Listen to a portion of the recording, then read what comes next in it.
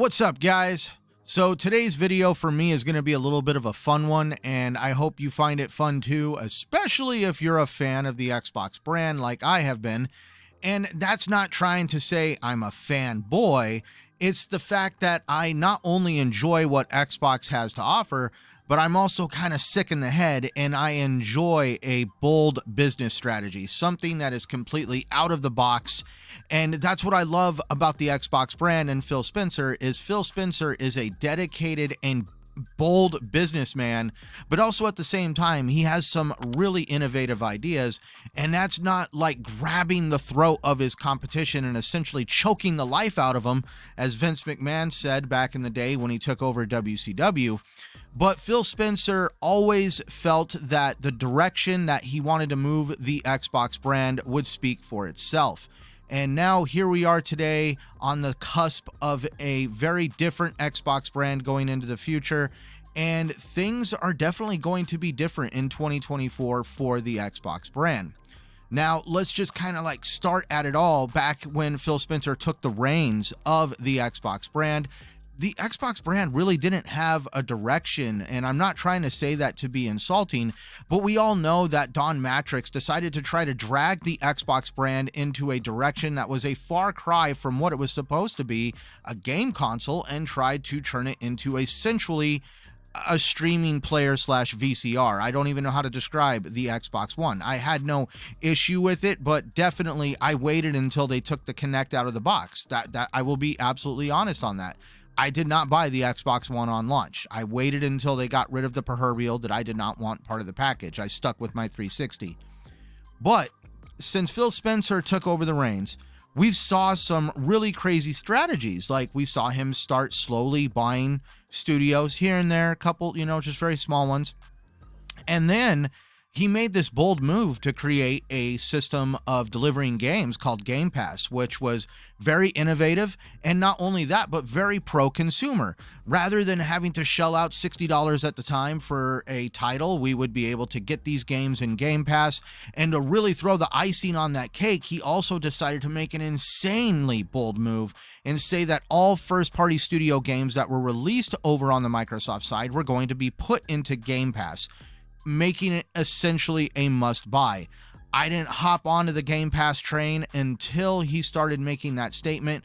And I mean, I waited a few months past that just to see if he was going to follow through. And I'll be gosh damn, these games started appearing in Game Pass, and I've been subscribed ever since.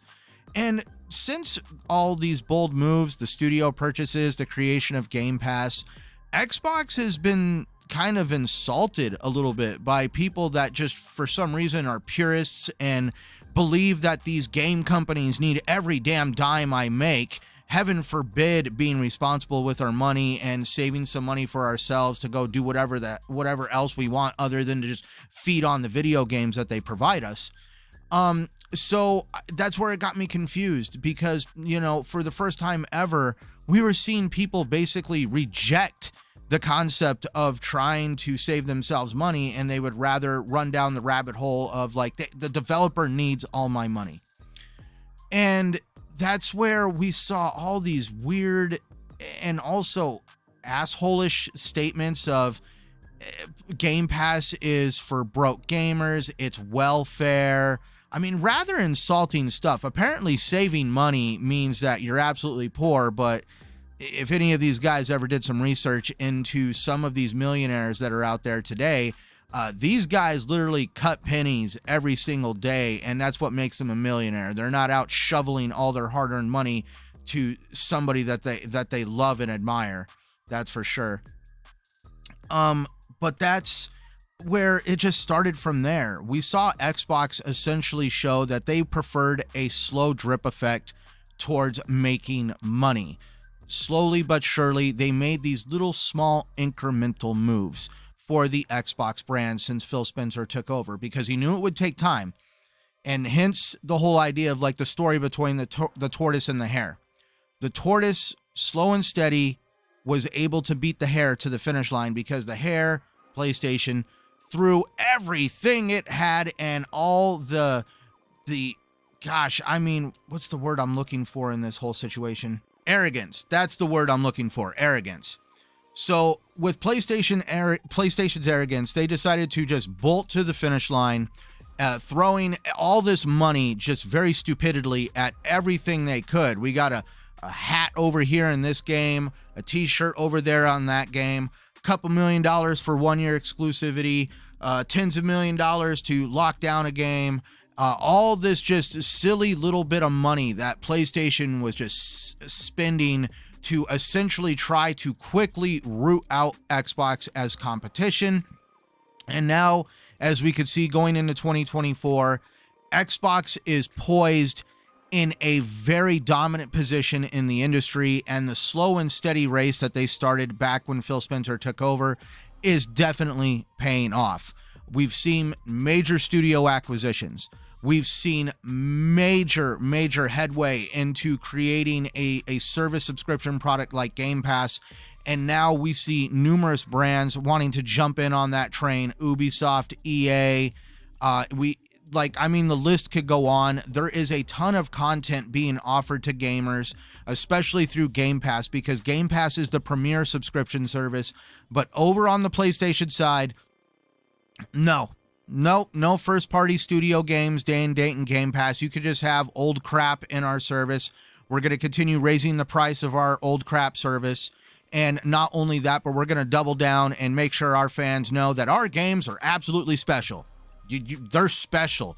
And you need to make sure that you give all your hard-earned money to your special favorite brand, PlayStation. And as we could see now, even trying to nickel and dime the PlayStation fans and consumers into the ground with price hikes and just very anti-competitive practices that are over on the PlayStation side, we could see that has absolutely helped PlayStation very little. Now they are in a position where they are going to have very little first-party output when it comes to what has made them PlayStation, which is single-player narrative-driven games.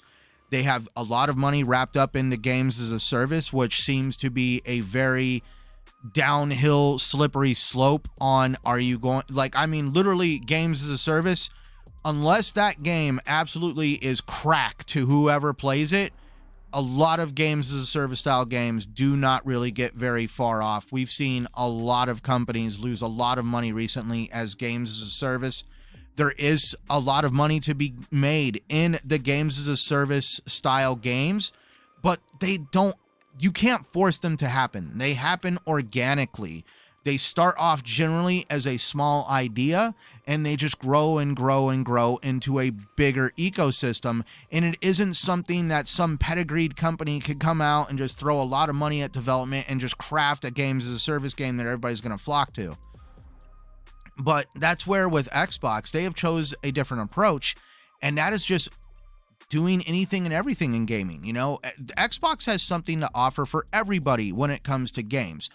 You have a small platformer, a simulation game, a racing game, an RPG, some online multiplayer games. I mean, you name it, Xbox has their hands in it somewhere now at this point. And since they have now fully acquired Activision, they are going to be able to get into an even larger breadth of gaming. And that leaves it to where, look at where Xbox is poised right now. They now have Machine Gun Games starting another studio over in Sweden. ZeniMax Games just bought a studio or converted a studio over in Budapest to help with the production of Elder Scrolls Online. While PlayStation, Sony was laying off all these developers across numerous studios under their umbrella, we have ZeniMax out there poaching people on social media saying, hey, if you're a developer and you lost your job, we've got job openings over here at ZeniMax. It seems like it's a total different story. Yes, Microsoft laid people off at the beginning of the year, not 2 months before Christmas. I'm sorry, that is a complete dick move. Really, you're going to lay off all these people before the holidays? Man, that's a good way to have a heart. You could have at least waited until the beginning of 2024, but no, 2 months before the holidays. Yep, get that in there. But now it's just like you could see that PlayStation has some dire straits that are ahead of them. There's going to be a drought for PlayStation when it comes to first-party studio games that people are going to be frothing at the mouth for. I mean, even Naughty Dog or Insomniac Games decided to even say that they're probably going to start sunsetting Spider-Man out of the games. They're going to just go all in on Miles Morales. And I'm not saying that's a bad thing, but could Miles Morales really be a bigger IP than Spider-Man himself? Why are they separating themselves from Spider-Man? Very confusing. But that's where Xbox has made some very bold, questionable decisions in the past, but now we could see that it is all coming to fruition, that because of these decisions that Phil Spencer has made for the Xbox brand and the slow drip effect that he created by slowly moving the brand in a direction that people could not understand and fathom at the time, here we are on the precipice of a complete paradigm shift, where in 2024, we are going to see Xbox decide to completely blow the Xbox brand out of the water. We're going to have more content than we know what to do with, and we're going to see studios now have a little bit more freedom that we have not seen in years over on the Activision side. It is a great time to be an Xbox gamer, and I am not going to say abandon PlayStation. What I am just trying to say is any PlayStation fans that have been holding out and trying to be purists, come on over here and just play a little couple games and realize that it isn't that bad. I'm not saying abandon PlayStation, but just totally do not discount what Xbox has to offer. Why not play everything and not just stick to one brand? Because it just seems that sticking to one brand can sometimes be as bad of a bet as sticking to allowing third parties to create your content for you and to buy third-party content and just kind of like horse with blinders on, just like PlayStation did with their whole studios, which are now in a complete mess. So that's all I really got to say on the whole conversation. It has been fun watching Xbox unfold their plans slowly but surely, and I have been saying all along, just stick with Xbox if you are a fan, because I really do feel that the direction they're going has a much bigger outcome than we can all fathom. And now here we are going into 2024, and Xbox is literally on top of a mountain that nobody was able to see coming.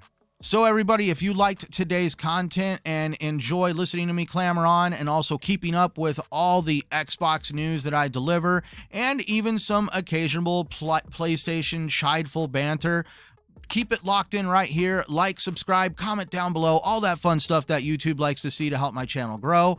As always, the end card on this video, explore my channel, watch my latest video, check out the playlists.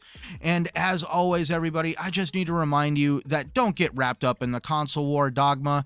Just be sure to play the games you prefer on the platform you love, no matter what anybody says, including myself, Centurion1307, and thank you for watching.